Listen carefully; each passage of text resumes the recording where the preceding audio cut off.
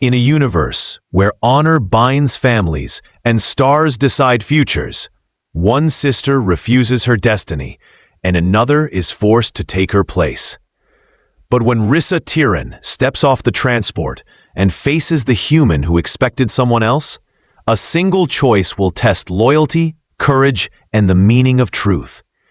What follows is a journey through danger, love, and survival that will leave you questioning what it really means to be chosen. If you are new to the channel, then please subscribe to the channel and like the video and tell us where you're watching from.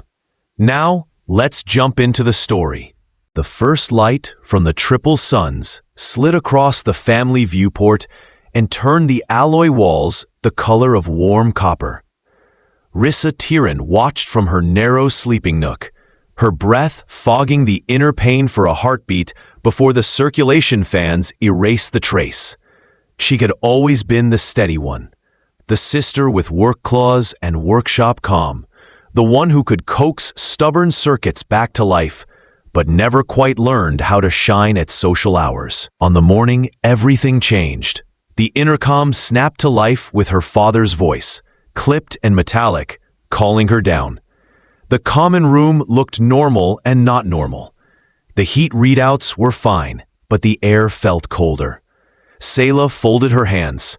Captain Dorvan stood near the food unit with that squared posture that meant the decision was already made.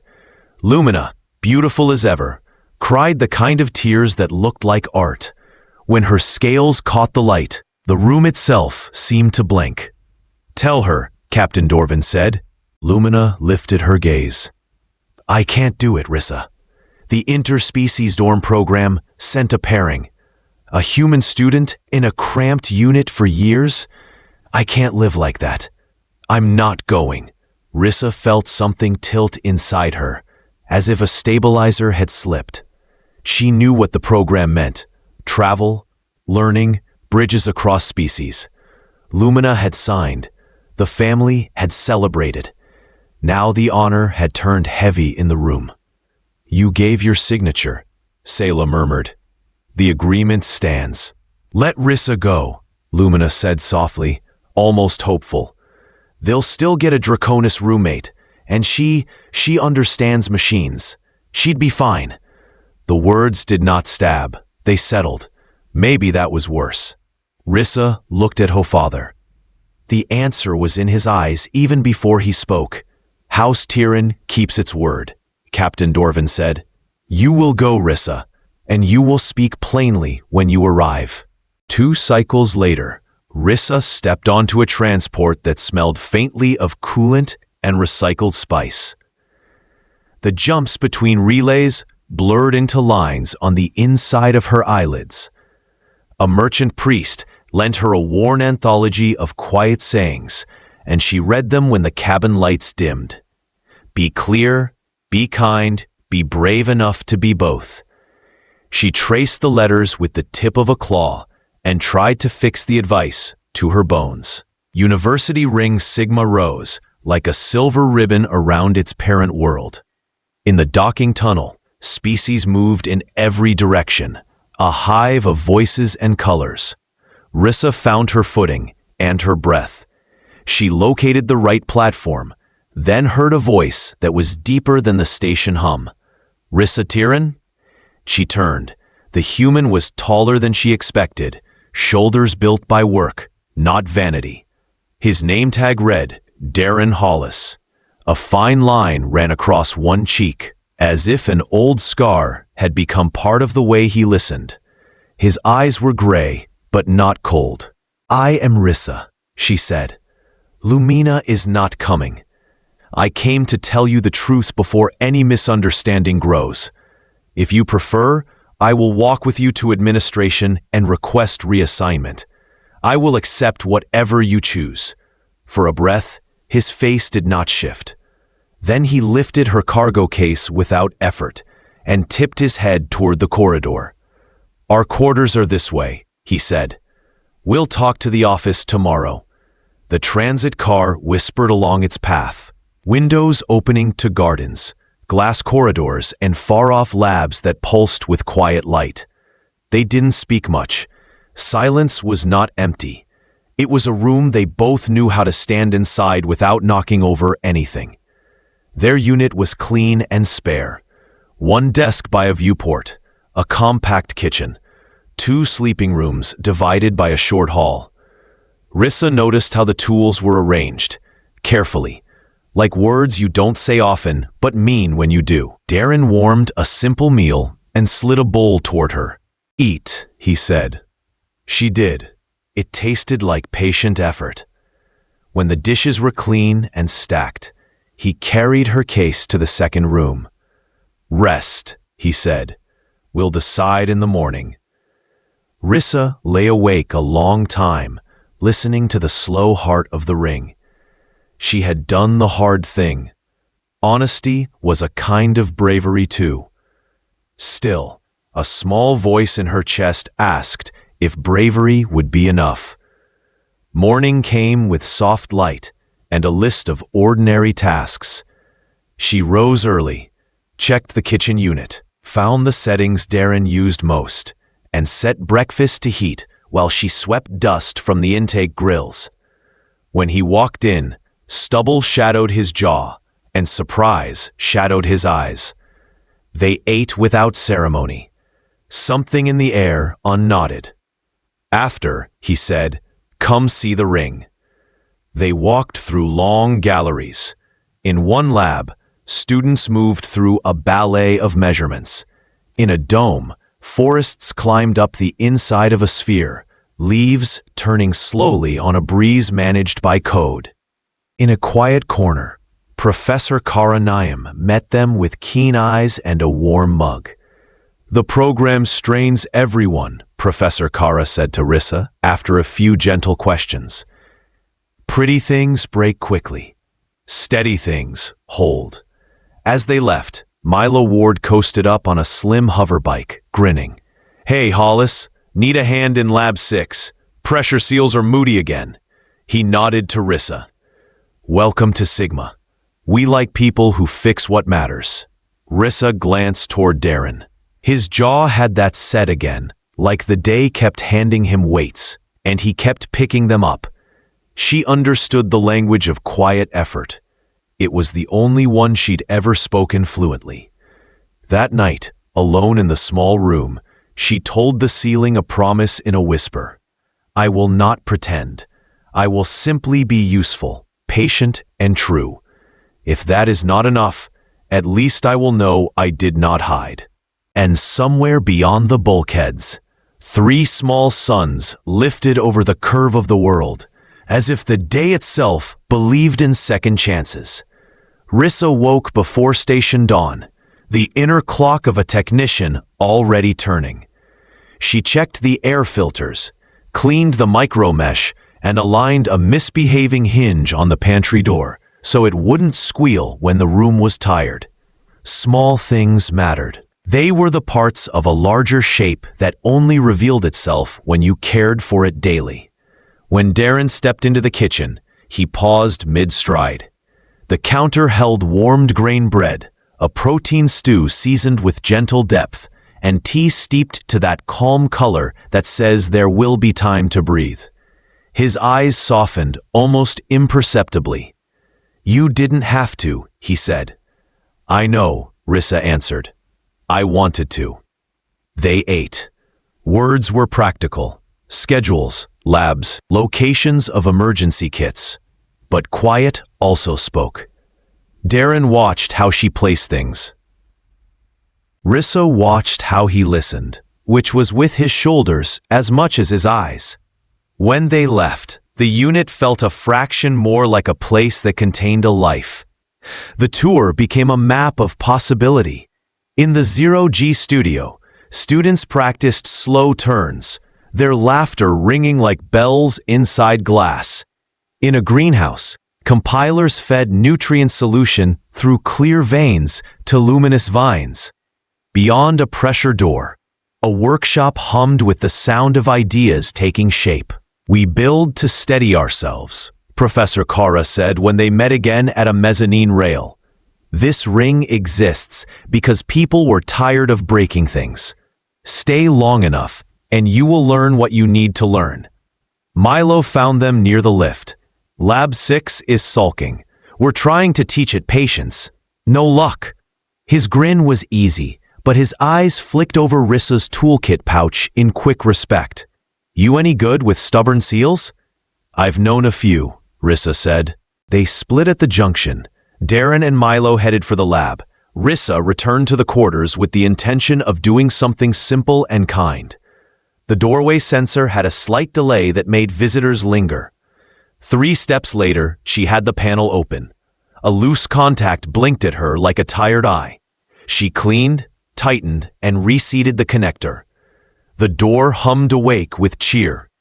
She wiped surfaces, sorted tools by function, and reshelved techs so the ones with most use sat closest to hand. She found a neglected plant and checked the roots. They were thirsty for more than water, so she mixed a gentle supplement and whispered the sort of nonsense people tell green things when it feels strange to be alone in a room. By late day, the space felt warmer, not because the thermostat shifted, but because intention had settled like a quilt over sharp corners. Darren returned with the kind of tired that comes from thinking too hard while lifting too much. Milo trailed behind, still amused by whatever the lab had thrown at them. He stopped short at the threshold. Feels different in here, Milo said, looking around. Like a breath you didn't know you were holding just left your body. Darren didn't speak. He ran a hand along the doorframe, not checking for dust, just noticing that something had been seen and soothed. Rissa set 3 cups on the table. They drank tea that tasted like the color green. Later, Professor Kara dropped by with a sealed dish and the kind of curiosity that is a kindness. Ah, Professor Kara said, after 15 minutes of quiet conversation and 2 stories about first-year chaos. You make a place. People forget how rare that is. She tapped the table's edge in a pattern that signaled approval. Keep doing what you're doing, Miss Tyrion. That evening, the station lights dimmed to late, and the dome sky drifted from gold to blue to the velvet shade that makes stars look close enough to touch.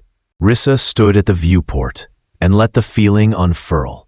The gentle strength of routine, the forming edge of trust, the possibility that honesty might grow roots in this unexpected soil. You said you came to tell the truth, Darren said from the doorway. He didn't crowd the space. He let the sentence stand between them, a plank over a narrow gap. You did. That matters. I will not be a burden, Rissa said. If you ask for reassignment, I will understand. He took a slow breath. I don't want an ornament. I want a partner who can help carry heavy days. Rissa's chest loosened, like a bolt given a careful quarter turn. I know heavy days. The next cycles settled into a rhythm. Mornings began with bread and basic kindness.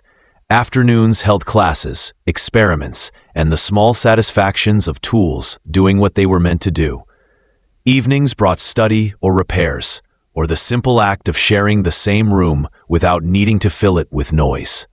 Suspense doesn't always announce itself with alarms. Sometimes it grows in quiet, in the way 2 people begin to notice what the other notices. When Rissa adjusted the shower unit so the water pressure stopped flinching, Darren's shoulders unknotted by a degree. When Darren returned with hands nicked by metal and mind frayed by equations, Rissa set a bowl down without comment, and the room said, "You are safe here for the length of this meal." One night, Milo burst in with a grin wider than good sense. "Come outside," he said. "The dome lights are doing that shimmer, and the weather team coaxed a soft aurora. Looks like the sky is practicing to be a song."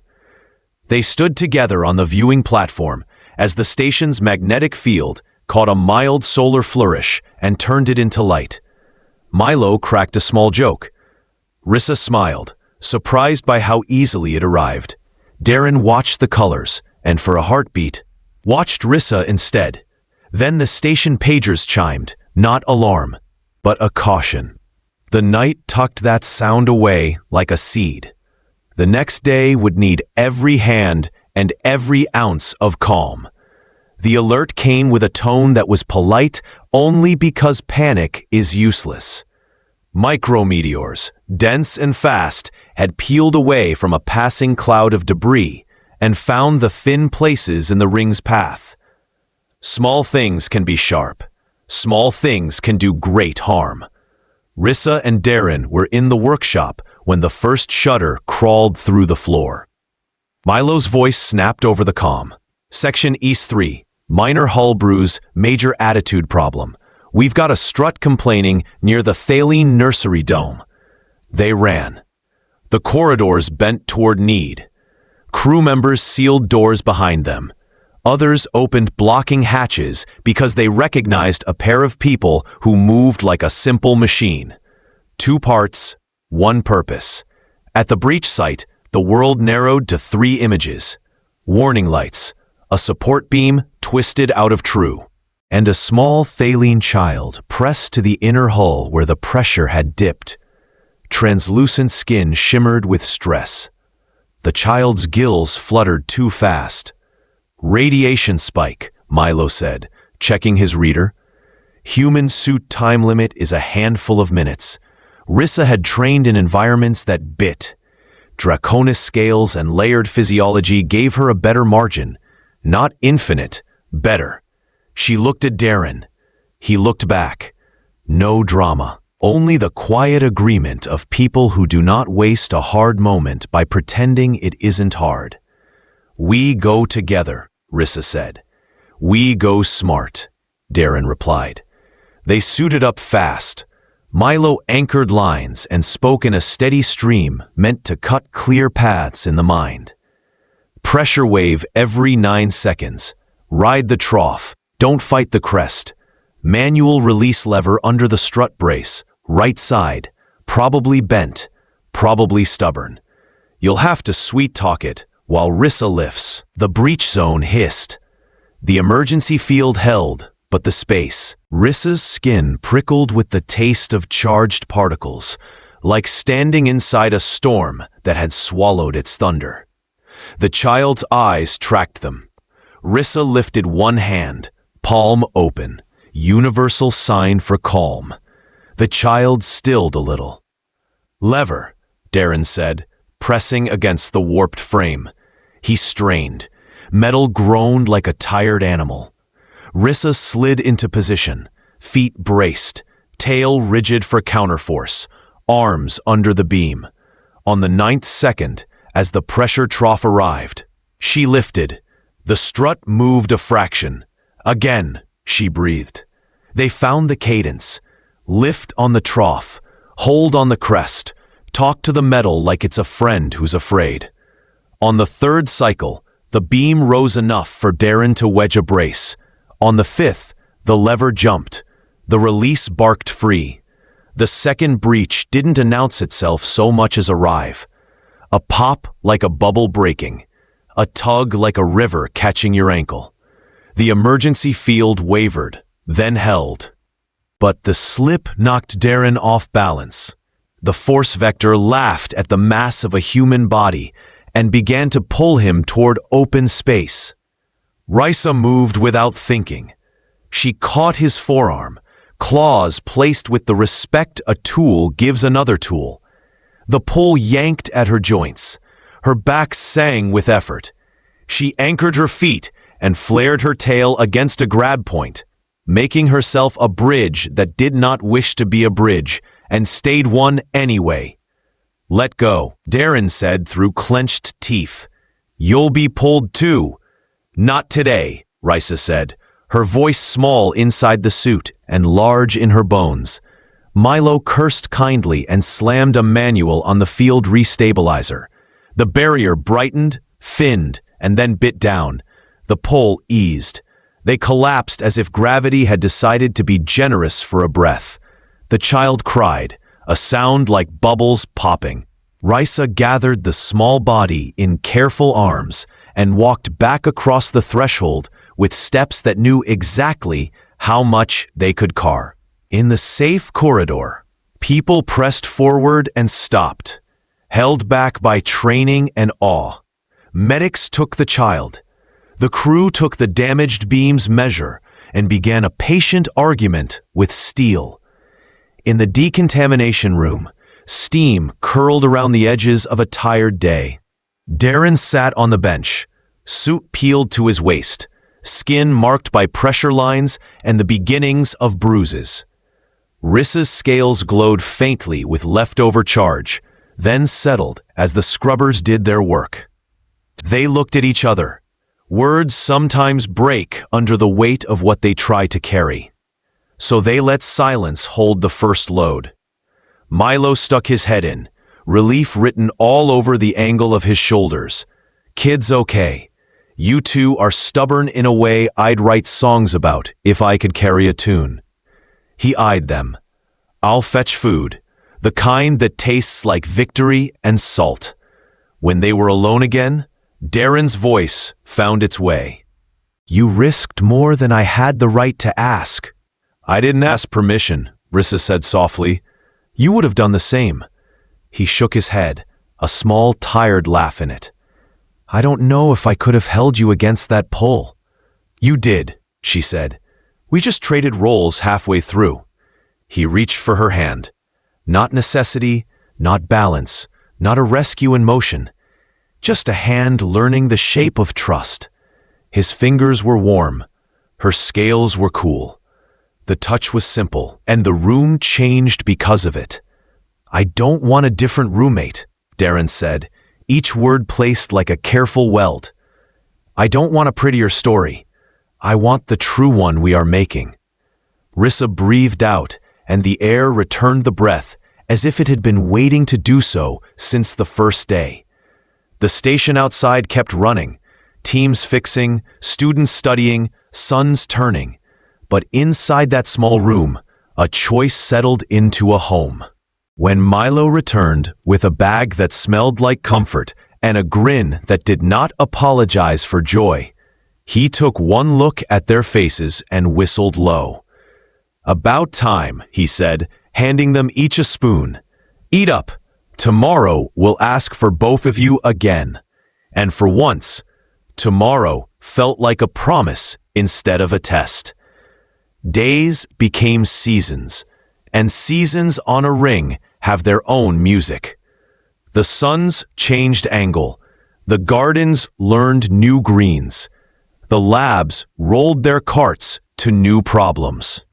Rissa enrolled in biomechanical systems and spent long hours with sensors and quiet machines.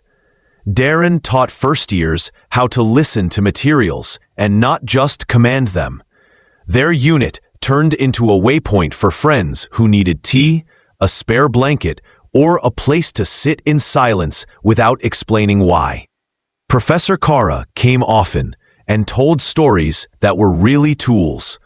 "We invent to give tomorrow a better shape," they said once, tracing arcs on the table with a finger. "But we maintain to let people keep living inside it. Both are noble. Both are love." They adopted Neru from the Thaline nursery dome, a bright child with laughter like rain on a canopy, and questions that arrived in clusters. Neru loved water, gentle current, and the soft shadows under leaf tanks. Rissa reworked the living room to include a small habitat with adjustable tides. Darren engineered a reader that floated pages by with a fingertip. The first night Neru slept with their hands touching both parents at once, the room itself seemed to sigh. Lumina visited once in a blur of perfect clothing and polished words. She peered at the tools and the tea and the scuffed threshold many feet had crossed. She looked at Darren the way someone looks at a prize, and at Rissa the way someone looks at a mirror they don't want to stand in front of. It did not matter. The spell that used to govern rooms fell apart in the gravity of this new life. Lumina left with polite distance and a face that could not decide what story to tell itself. Afterwards, Rissa stood at the viewport, with Darren's hand in hers, and felt only gratitude for doors that closed gently. Work grew meaningful. The trio designed shelters that flexed under pressure instead of snapping, gardens that fed more species with less waste, and corridors that felt safer because they were lit like dawn instead of interrogation. During a difficult season, a flare tore at the ring and their emergency hull segments held. Afterwards, people hugged them in hallways and pressed small gifts into their hands: a flower, a carved stone, a note that read, "Thank you for this ordinary miracle." Years later, Nehru left on a research ship with a pack of notes and a promise to send pictures of strange coastlines. The day she returned, older in the eyes and brighter in the laugh, she swept into the unit and talked in 3 languages at once about a young cartographer who cooked well and listened better.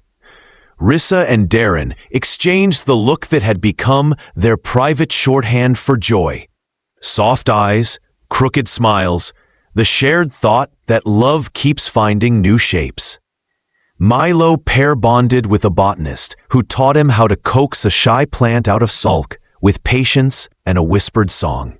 Professor Kara retired from lectures and started wandering the ring with a small bag of tools, fixing things no one had time to fix.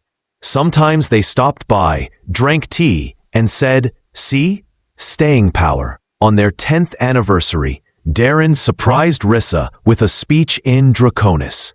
He practiced the tones late at night, using recordings and stubborn hope. The consonants fit his human mouth awkwardly but beautifully, like a borrowed coat that you carry with care because of what it means to someone you love. He said the old words that promised steady hands in hard weather. Rissa answered with a vow made of newer language and older feelings. Under the dome, the stars pretended not to watch.